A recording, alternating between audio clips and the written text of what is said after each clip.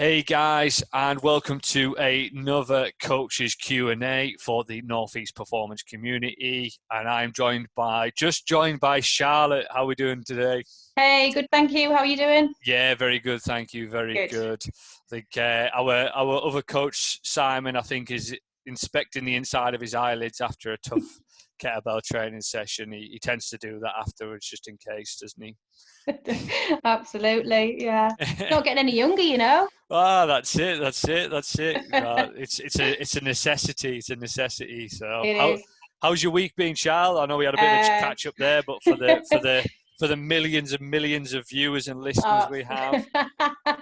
it's been okay. I've had a bit of a roller coaster of a week, I think, for once. I think this is probably the first week that's affected me a little bit in lockdown, and I've just felt a little bit I've gone through one of those motherhood weeks of feeling inadequate and getting pulled in all directions. And, I'm just like, I can't do this. I can't be a cook and a mother and and Yeah. a coach So, but it's fine. I've had a little word with myself and trying to, I remember someone saying to me that motherhood is just different forms of guilt. Guilt. And it's like, yeah, I felt that a bit this week, but I know a Yeah. lot of people have. But do you know what? It's not been all that bad either. I've had a kept training, which always makes me feel better, always. And yeah, trained this morning, even though I wasn't going to. You had a little word with me, Yeah. but yeah, no, I've had a good week generally, and it has been productive despite me thinking it might not have been so. Yeah. Yeah, it's been okay. It's been okay. How about Good. you? Yeah, well, I am happy to say I submitted my final assignment for uni last Oh, night. yes, of course. Well So, done. so yeah, that was a mammoth session done, slog. So Yeah. yeah, just kind of reflecting really, because obviously a year of uni, and then obviously you get this massive curveball like what we're in now. But Mm, because obviously my background is not academia at all. I've come from like more of a vocational, so I went in, got into coaching in the S&C, and the more of a learning from people who've been there, done that, and went down vocational qualification route without doing the uni thing in yeah. any sort of qualification. So I never really experienced that. So and I was The like, joys. yeah, it's been interesting because you look at it and you go, right, was it worth it? What's been your key takeaways? Because I'm a big believer, and you have to reflect on experiences because you need to understand what you actually learned from there. Do you know? Definitely learned some good things on critical thinking, reflective practices, time management, and stuff like that. And I think the biggest takeaway, and it might sound either big-headed or whatever it may be, but I'm not bothered. It's kind of it made me I didn't realize how much I knew Yeah, until I knew how much I knew. yeah, So yeah, it's like I went into uni and I thought, right, I'm going to learn all these new things, and then I quickly realized I already do all this. I already know all this, and I already know it to a higher level than what we're currently. But what I didn't know was how to put it in a coherent argument, and yeah. obviously developing that skill has helped me massively. But yeah, Mm, it's been interesting. Now it's a shame that it's obviously the year's ended in the current situation, the yeah. current climate and stuff like that. But yeah, I was happy to. My final assignment that I handed in was a report on depression, which was quite apt, I think, isn't it? Very apt. But Yeah, yeah, but like I absolutely. say, I think I've loved the learning experience of it, and I think it's really forced me to step it up, and it's Mm. reinvigorated just why I love learning and reading so much, and hence why I completed a course at 6:30 this morning when I woke up early doors, and just such a As just you such a do. nerd. That's As you, what you are, just yeah, such you a did. just such a nerd, you know. I think you're definitely one of the nerdiest people I know. Yeah. Yeah. But I wear it well. I wear it well. Do you know? So Cool. Yeah. So I've got one more year left of being an official nerd on this course, Right. but let's see what happens in the future. Yeah. Just exploring different possibilities, whether I want to stay in mainstream education or go into the specific off topics and stuff like that. Really, and that's what I wanted it for. I wanted to sort of just explore options and build open doors further in the future, so Yeah, definitely. good to get that in. But training wise, it's been a bit of a struggle this week. I really crashed last week in terms of energy levels, just went through the floor, and I really struggled, and it's just taken a long time for my body to sort of get back to feeling snappy and stuff and explosive. But after this morning's mammoth workout, I feel like that was a good one, just to get me fired up and getting the body working again. And I think it was. that's probably a key takeaway for me, to be honest, was because I was doing high frequency training, not like massive volume, but 15-minute little circuits with Nevea and 20 minutes here, there, and everywhere, and little conditioning circuits. And then I just stopped. And I think that actually just slowed down my recovery a little bit. Do you know what I mean? So I just need to be mindful of, right, okay, if that happens again, like, let's try and find something in there that we can just keep ticking away and just try and speed it up. Do you know what I mean? So yeah, definitely. I think sometimes, I can't remember the last time that I had an actual few days off exercise completely, because I find it so hard to get back into it when I do. Yeah. Even at Christmas, I don't think, it's kind of, I need to keep moving. I don't really have a rest day. Yeah. I don't have a day where I don't train. Like tomorrow is probably what I would term as my rest day. I'll go out and I'll run for a good 45 minutes. Yeah. Not all out. It will be a really nice, gentle run, but I find, and I think I found that as well over the last couple of months in lockdown, that I need to move every day. I need to do something, and I know if I stopped, I'd probably get ill. Yeah. Yeah. That's what usually happens. I usually get cold. Well, I think we've actually we looked at a bit of neurotyping before, didn't we? And we're very similar in terms of the exposure to training. And it's not like we don't need high intense, real grindy, heavy work all the time, but we need kind of lots of frequency and lots of variety and stuff. So, and I think that we probably get that from being coaches and trainers, because there's always the little 10-minute blast at the end where you'll start doing shuttles with your client just to get them through it, or a 20-minute finisher in a class that you'll just jump on and do a 10-minute session to get your sweat going and stuff. So I totally get where you come from with that one. But yeah.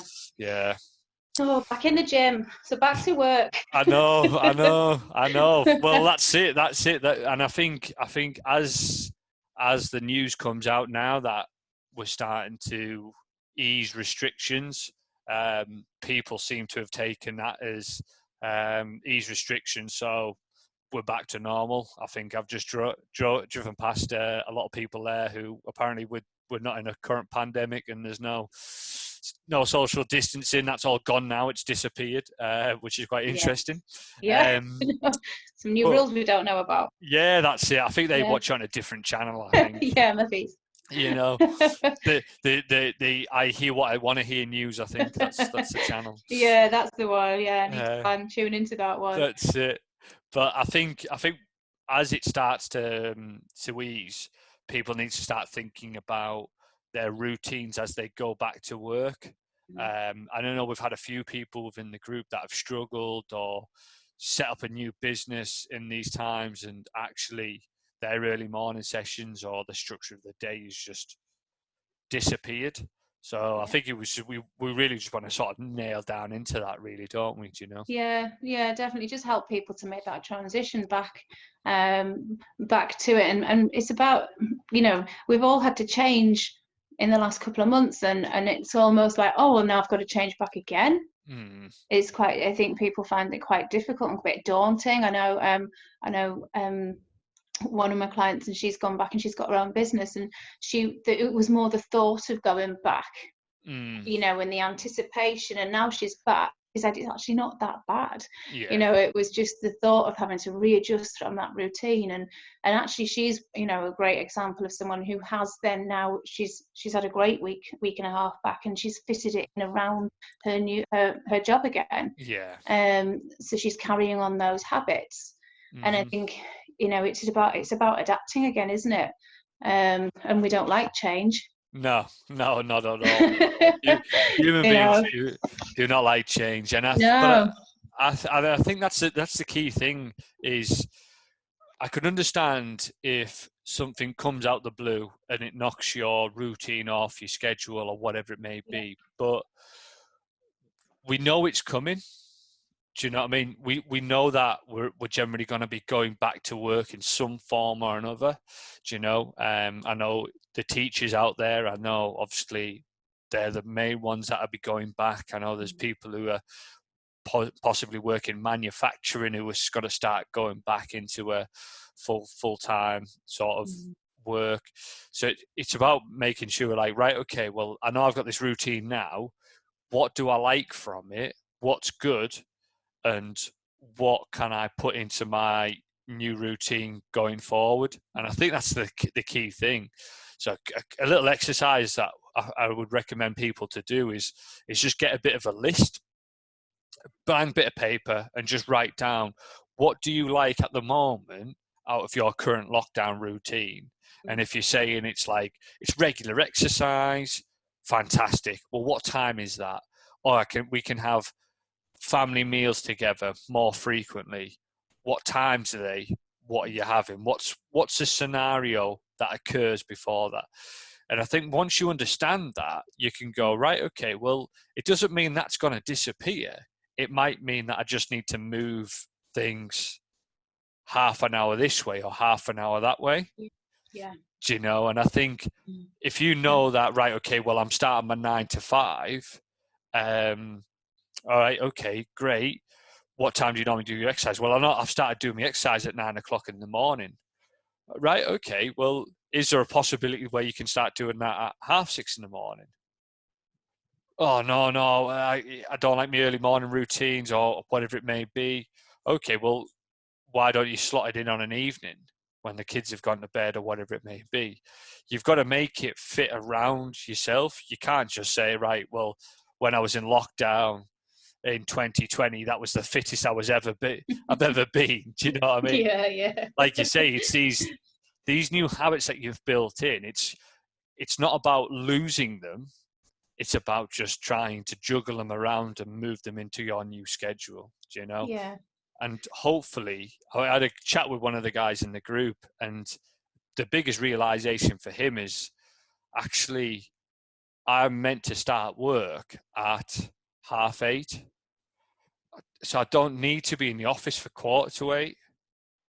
Do you know? And I think a lot of people have realized just how much they were working before, but how inefficient they were at working. So it's like, yeah, you want to be want to be at the office early. Do you need to be at the office 45 minutes early? Do you need to stay 30, 40, 50, 60 minutes later in the day? Because do you know what? The work will never be done in any sort of job. I don't think there's ever a job where you just go, oh, that's it, I'm finished. Nothing's going. There's nothing left to do. I've seen work. I've completed it. I've completed my job. Do you know? That'll be can you imagine that job? Oh yeah, definitely.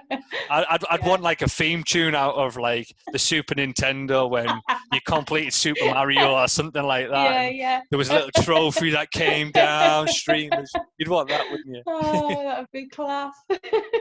But we do. But I think as well, you're right. And a lot of people have, you know, it's been probably the biggest thing to come out of this is people have realised that they were stressed out before, how stressed out and how mad their lives were, and actually what counts as well. They've realised what's important them, they're spending time with the kids and their partners, and usually that's a good thing. Do you Mm. know, and and they've actually realized what is important to them in life. And I think that a lot of people's priorities have been set back in place, haven't they? So, Mm. and we do work the most hours in Europe, don't we, as a country? That's our culture. It's like, I remember I used to be at my desk for 7 o'clock in the morning, Yeah. and I'd be there till 7 o'clock at night, and Mm. I'd be doing that Monday to Friday. Then I'd work on a weekend, and it's like, what am I doing? Do you know? That's And it. it's it's like you say, you don't need to, because actually, when you look at some of the other countries that work like, they work sort of 3 or 4 day weeks, their people are far more productive. Yeah, and that's what I was saying to one of the guys before. I was like, well, actually, the brain can only handle so much. You can only focus for so long. So actually, if you, generally speaking, most people could probably get all of their work done in half of the time or 60% of the time if they just had that laser focus. Yeah. Do you know? But because we are a country that's built on the 9 to 5, it's kind of like, right, well, I've got to do 8 hours. Mm. It's not 8 hours worth of work. Just because you're there for 8 hours, you're not doing 8 hours worth of work. You're just there for 8 hours, generally Yeah. speaking, in a lot of jobs. And I know there's some jobs where it's not the case and stuff. And if we look at high stress jobs like nursing and healthcare professionals, their job is probably full in, on the go all the time. But generally speaking, if you can be a bit more efficient with how you plan your day and how you focus and do stuff, you actually free up a lot more time. Do you Yeah. know? Yeah, you think how many times you stood around the coffee machine or in the kitchen catching up, when you're at work. Mm. And I remember when I changed from full-time to part-time hours, I actually probably did the same workload, Yeah. but in a part-time job, and there were a lot of, part-time mums that it was always the ones that had been off and had kids and used to come back, and it was always the same. It's like, you did the same. It was a bit of a running joke. You Yeah. just crammed your 5 days into 3.5, Yeah. So it can easily be done. You just, like you say, I think when you've got that focus, and I think, if you've got a shorter period of time, I know myself, if I can say to myself, right, so what you do it as well, don't you? Have your power hour. Mm. You switch everything else off and you just go for it. Yeah. And it's, and it can easily be done at work, in an office or wherever it is that you're working. And even if you're running your own business, you're managing your own time, aren't you? So Yeah. That's it. That's it. And I think there was a really interesting study. It was done in Europe. Obviously, we'd never do it in this country because we're far too conservative in this country. But they actually did a survey of their workforce, and they said, right, okay, if we give you an extra day a week off, you can choose whatever day you want, but your workload stays the same. Would you take it? And I think about 70% of the workforce took it. And actually, they got the same amount of work done and a little bit more than the guys who just said, no, I just want the same amount of workload, but, and it was just a fact of, because you had less time, you got more done. But because they had less time at work, they had more downtime, so they were more refreshed. They were able to generate more ideas. They weren't married to the job, and I think that's a key thing, Yeah, well, we know that if you're stressed, that cortisol is gonna, that is just gonna hinder kind of creativity, isn't it? Yeah, exactly. So how many people are slogging day in, day out, trying to be forcing creativity to happen, and it's just not going to happen if you're stressed. That's it. It's not going to work. But I think, it's I remember, I've heard about that study myself as well, and I think, like you say, it's always in Europe, isn't it? Not in this country, but that doesn't mean that we can't change. Yeah, that's it. And I think. Sorry, go on. No, I was just going to say, I think it's a crucial thing to think of try and use this time to prepare yourself not to go back to your old ways, and just really highlighting the importance of using these new habits for your success going forward, Yeah, definitely. And it's like you say, it's the habits, and even just putting like you said, putting a list together of what it is that you like, what's good about the change, what's not about the change, and really kind of going through it. And if you've got other people who are involved in your going back to work, if there are other sort of stakeholders in the change, making sure they're making the decisions together. So speaking to your partner and working out if you need help. I think a lot of the time people go back to work and they're like, well, I've got to do, it's a bit like me last week, I've got to do everything. Yeah. And actually it's talking to people around you and making sure that you ask for help. Because I'm a bugger for that. I'll just slog on. And actually it's when you sit down and go, do you know what, actually I need help with this, we need to do this, and come together as a bit of a team as well. And I think that's really important. But like you say, habits as well, it's keeping those habits going. And everybody has really, I think there's a lot of people anyway, I know have created some really good habits from a nutrition perspective and have been making lots of really good hearty meals. And I think that's one of the key things for a lot of the people that I speak to, is like, oh, I'm really worried that my meals are going to slip back again. And there's no reason for that to happen. Those good habits it's just that you have to alter it slightly. It's just that you can't cook every day anymore. Cook on a Sunday, just change it about. And actually that's not, that isn't it doesn't have to be stressful, does it? It's like we were saying the other day, it is what you make it. And I think, I don't know if you saw the recent Sport England study that came out, the survey, and they said people's appreciation of exercise has changed and their perception of physical activity. So I think we were chatting before we jumped on this, weren't we, about your daughter, Charlotte, and saying how she was really buoyant after doing a training session, and she was like, oh, you just know when you just feel fit, and there's probably a lot of people in this group who are already going, just feeling fit. It's not a PB, it's not anything, it's just feeling physically active. You're not feeling slow and lethargic. And I think it's harnessing that, and it's kind of like, right, okay, I know you're going to go back to work, but what's going to be the true cost if you let this habit slip? Do you know what I mean? Because in that study they looked at, I think it was like 63% use physical activity to manage their mental health. And obviously mental health has got a massive stigma on it, and it's like, well, I'm not depressed, I haven't got mental health issues and stuff. Well, mental health issues and disorders are stuff like anxiety, things that we take for granted, just chronic stress.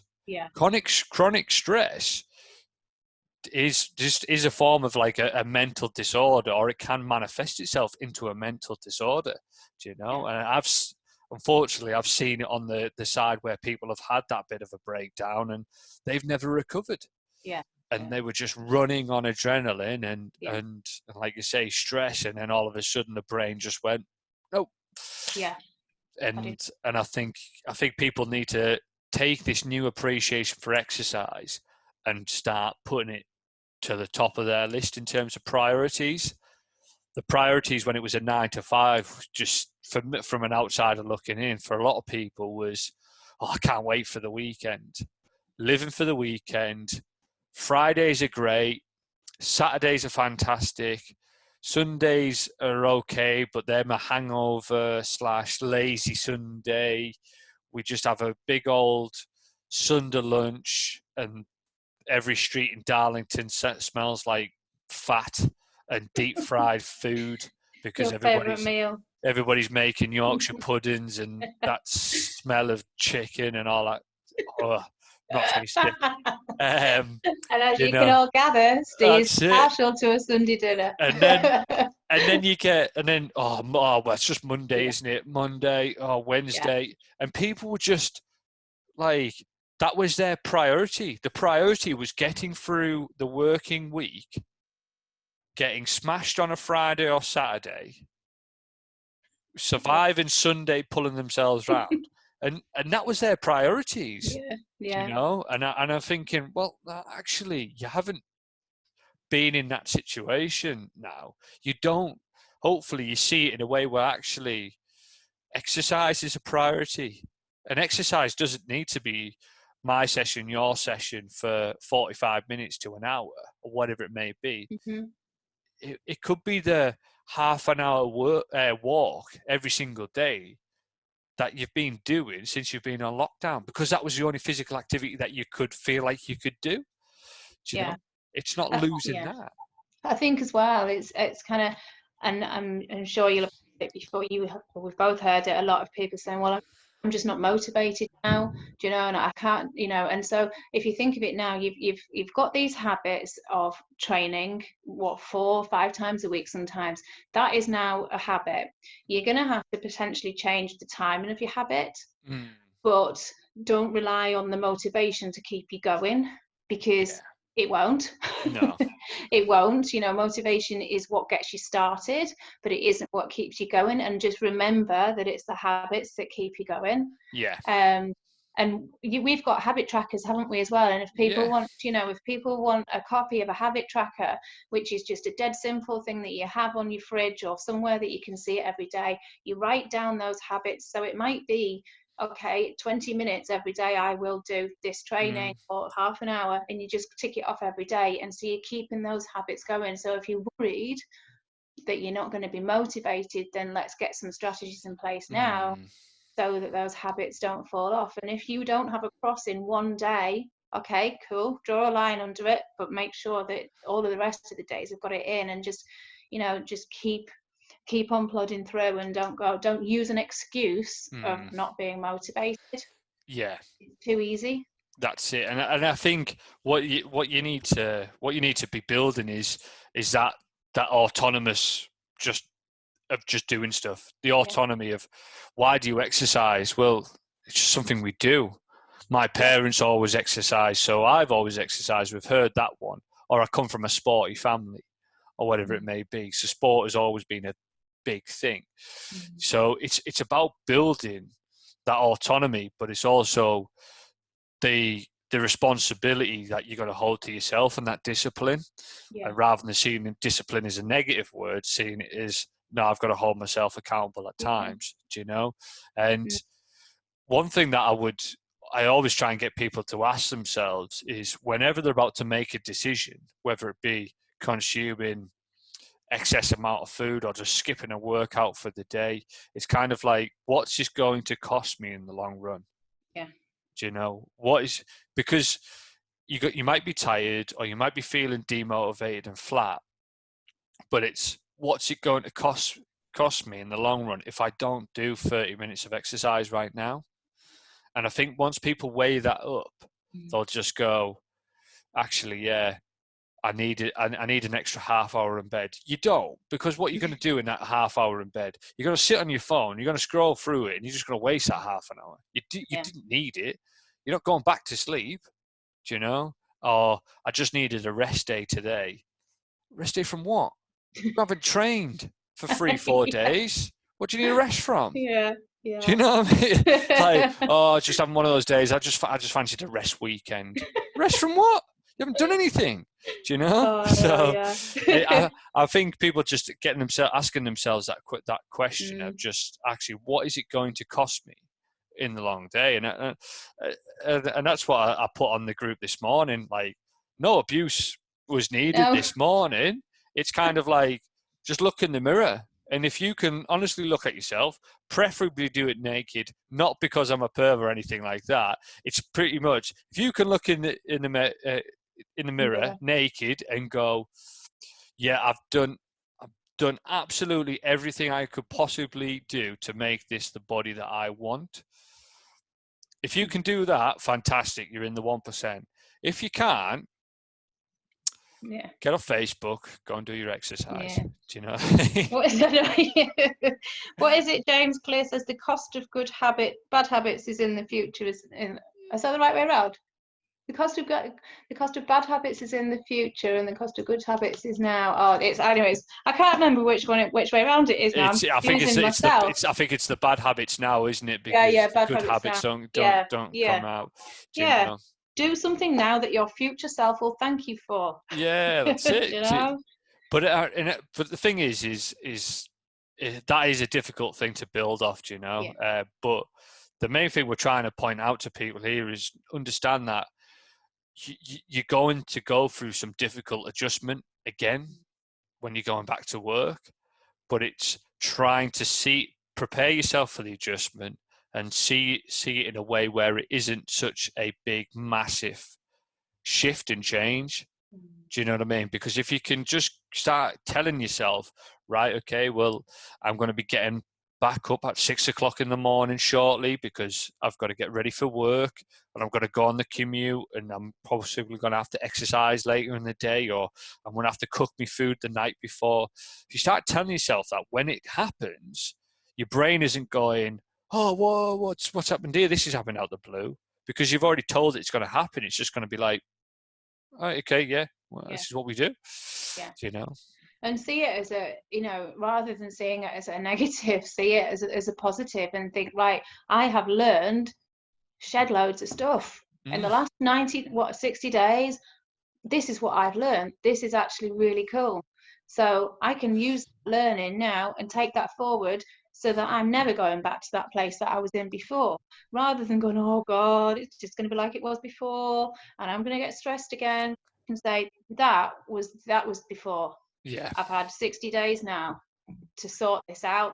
And Yeah. now all of those lessons I've learned, I'm going to take those forward. And this is going to be good, you know, and tell yourself that story. Like you just said, start telling yourself a different story to the one that you were living before. Yeah. That's really important. Yeah. So I think let's have a look at a bit of a plan there. So I alluded it to before. So kind of a little 5-step action plan, if we can get to 5. But number 1 for me is really, really simple. Get yourself a blank bit of paper and write down all of the good habits or the good things that you've actually taken away from lockdown.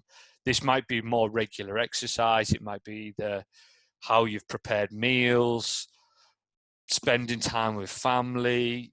You've been more active on that, whatever it may be. They're just the little things. It might be the quiet time. Actually, I've probably done more reading than what I thought I'd done. So, you know, something like that. You know, look at all of the good habits that you've done in lockdown, and then just say, right, okay, these are and put a label against them. So like, and then non-negotiables. Yeah. Like, actually, reading is really, really powerful. I need to read. That's a non-negotiable. So how are you going to still read when you go back to work? Exercise should be a non-negotiable. Hopefully everybody feels the benefits of exercise, regular exercise now, whether that be the walk or the sessions. So that's a non-negotiable. So how are you going to carry that over into your new routine? The food, that's kind of like, it's an essential. Do you know what I mean? But it's kind of like, well, you don't need to be living off mung bean stew for the rest of your life if you've been on a crazy diet. But it's kind of a non-negotiable in terms of preparing your food and having an eye on that.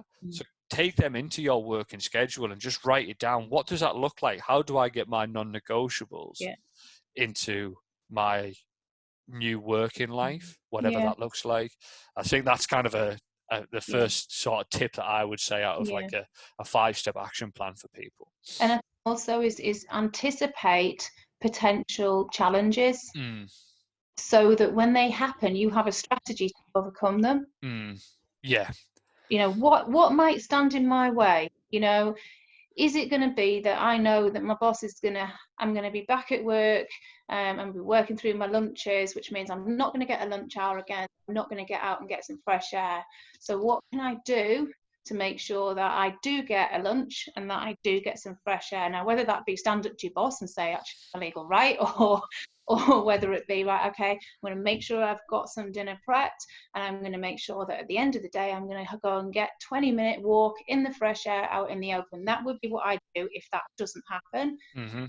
Have a strategy for the things that you think, you know, and have a strategy for things that might come in your way would be definite for me as well. Because if you don't and you panic like a rabbit in the headlights, that's when everything falls to pieces. Yeah, definitely. So I think, like I say, write down non-negotiables, next to that, on the other side of it, if you want pros and cons or whatever it may be, potential barriers and how you're going to get over them. Start writing that down. The school run, getting the kids prepped or whatever it may be. Write all that stuff down. And I think from there you'll have an understanding of actually what is really important to you. It's not just something you do; it's something that you own. So I think that's kind of the first one that I kind of look to. This second one, let's see if we can get to 5, Shall. Shall we try? I think the second one leads into what you're going to get off that sort of that paper, in terms of writing down your non-negotiables. And from there, once you've got that, it's kind of ranking them in importance. So, and what I mean by that is, so say for example, you've got family time. So I know there's probably some parents who will put this down to write down the bottom of the list. Sick of family time. I see the joke. Somebody put it. I had to laugh. Somebody put a post on Facebook, and it was like, "Oh, do you fancy going to the pub quiz tonight?" He's like, "No, I've got a PhD in general knowledge and Pictionary now." So true. Like, yeah. The general. There's quiz masters all across the land going, I've got no more questions left. I know, everything has been answered. But going back to your non-negotiables, look at them. So it might be family time, exercise, nutrition, reading, whatever it may be, daily mobility routine, morning routine, and then put them in rank order.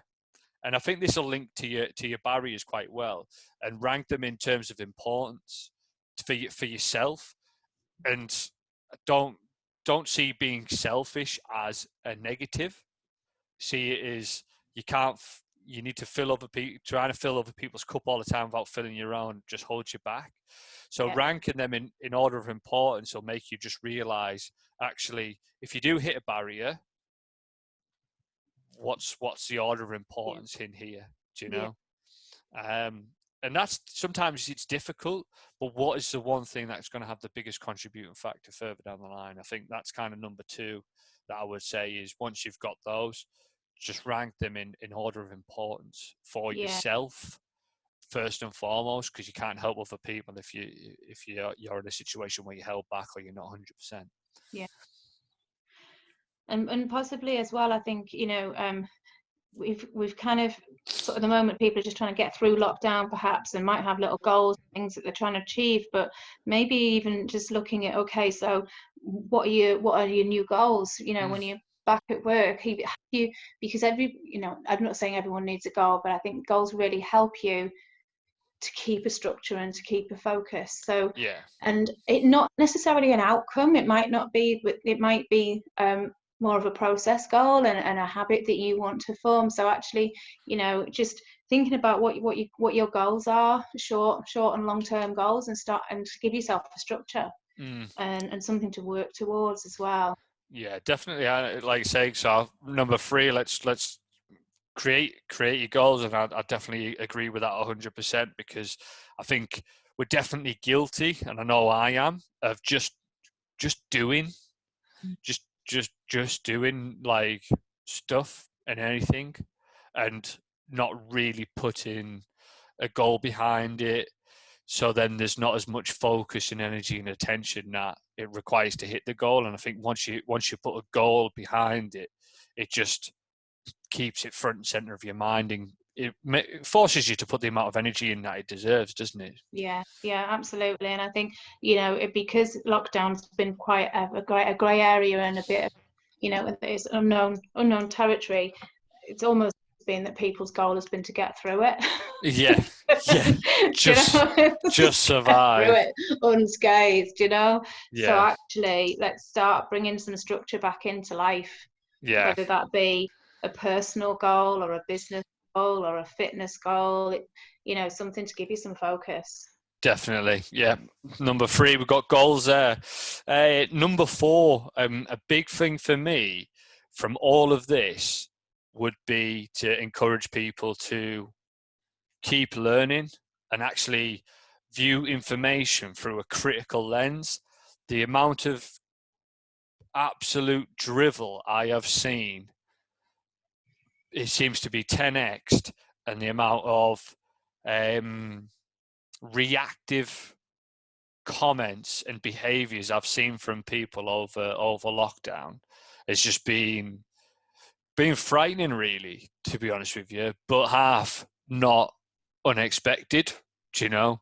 I don't know why people get surprised at other people's ill behaviors anymore.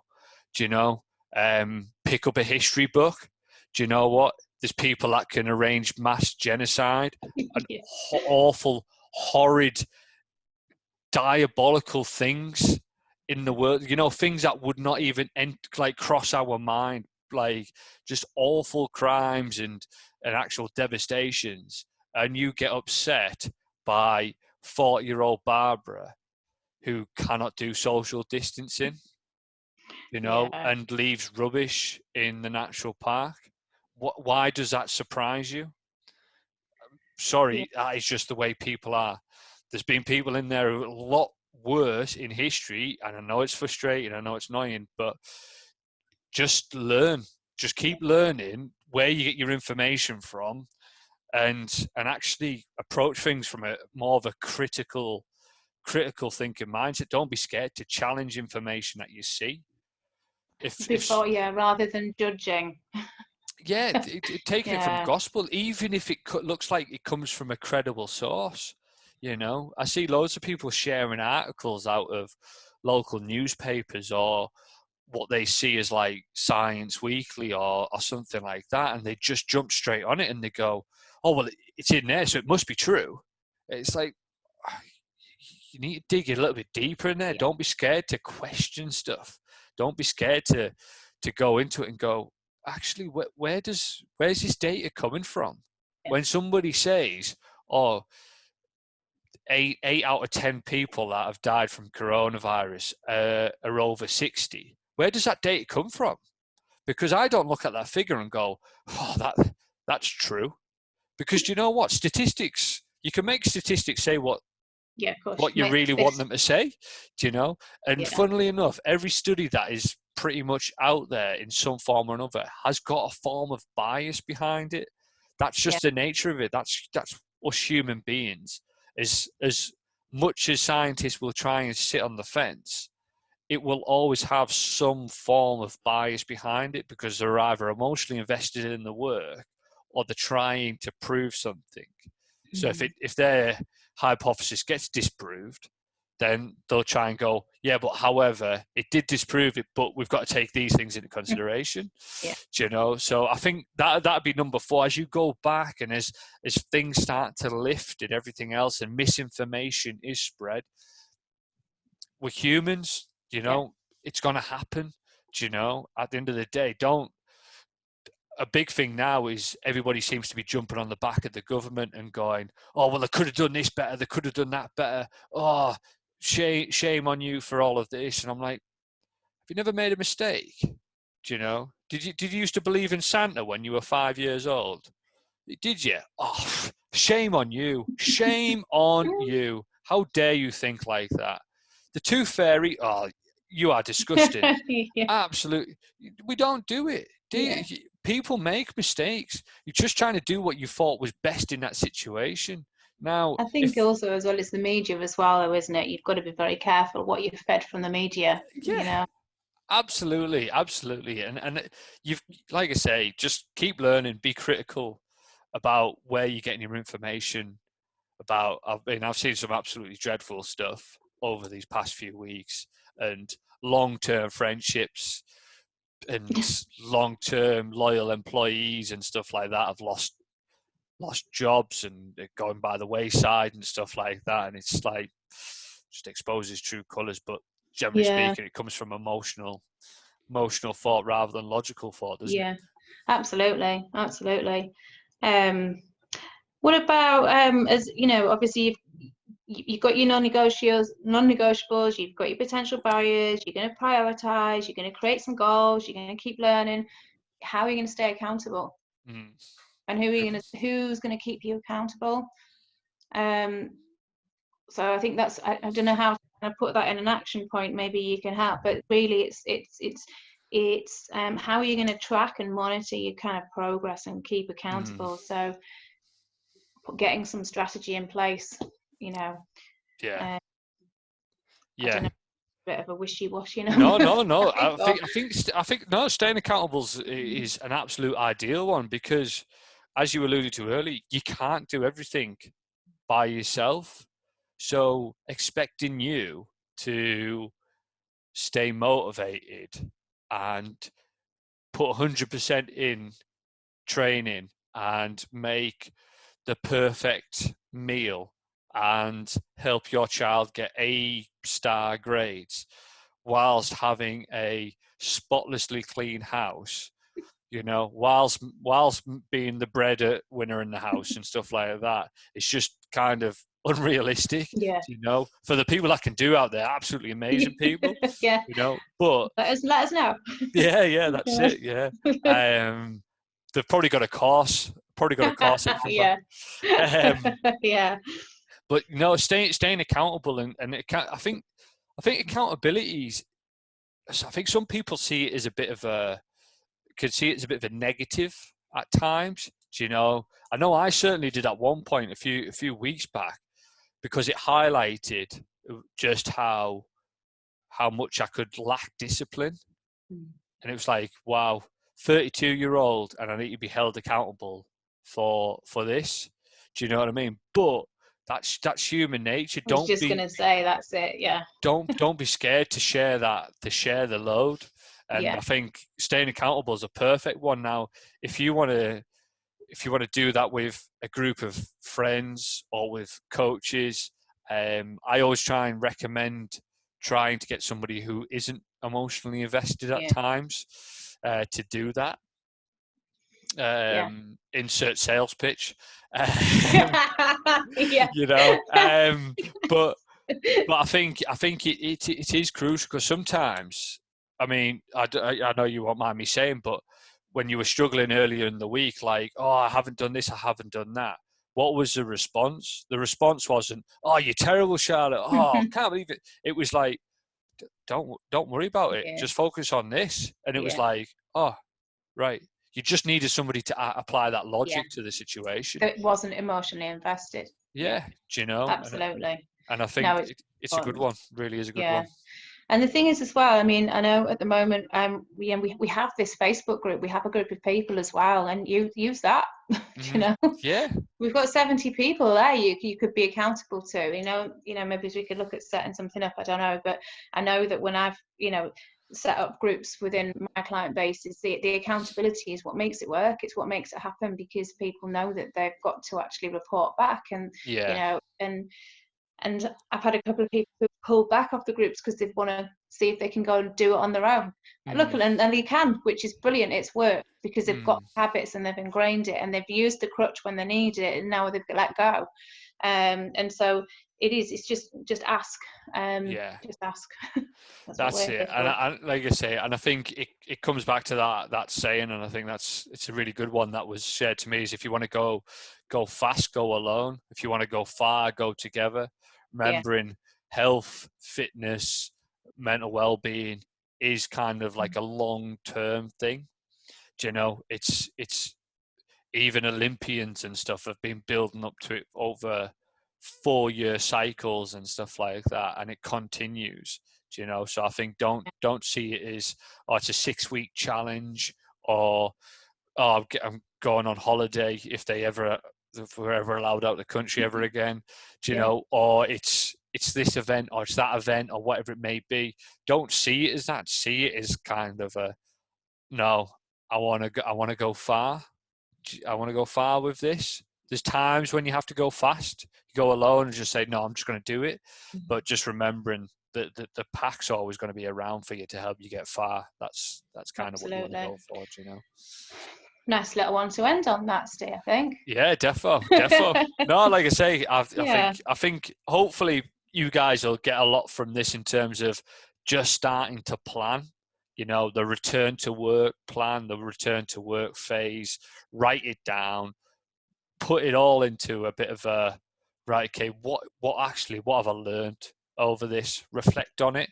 What am I going to take going forward? And you'll be a lot better off in the future when you go back to work, hopefully. Yeah, absolutely.